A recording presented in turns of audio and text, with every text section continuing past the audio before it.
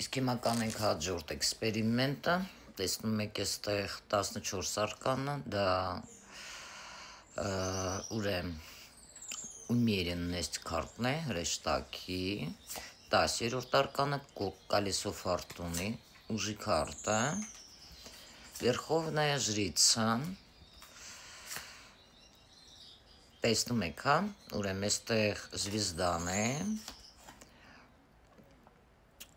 жертвой карта повешенный եւ դուրակ карта։ Ես մի փոքր դժվարացրել եմ էքսպերիմենտը, որպեսզի այսինքն այնպիսի քարտեր եմ ընտրել, որոնք կարող են ձեզ շփոթեցնել ձեր ինտուիցիային։ Եվ եկեք խառնենք, մենք այստեղից պետք է գտնենք, տեսնենք ինչքանով է ձեր ինտուիցիան ուժեղ եւ արդյոք եթե ինչ-որ մարդիկ այստեղ դիտում են ինձ, ովքեր ունեն ուժեր, նաեւ ձեր ուժերը այսպես կարող եք փորձել, արդյոք դուք ունեք ուժեր, եւ եթե դուք գտնեք Վերխովնայա ժրիցը, ճիշտ պոզիցիայում ուրեմն դուք ունեք ուժեր եւ կարող եք դիմել ինձ մոտ սովորելու։ Հաշվում ենք, քանի քարտը 1, 2, 3, 4, 5, 6, 7 պոզիցիա է լինելու եւ այսպես։ Լավ խառնում ենք։ Տեսնում եք։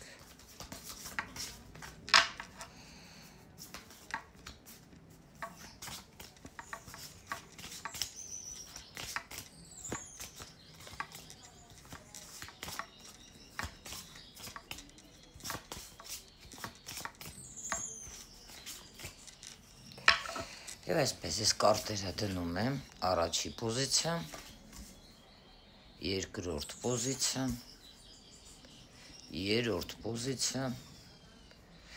երևում է ձեզ, երրորդ պոզիցիան, չորրորդ պոզիցիան, հինգերորդ, վեցերորդ, քիչ վերև հանենք, եւ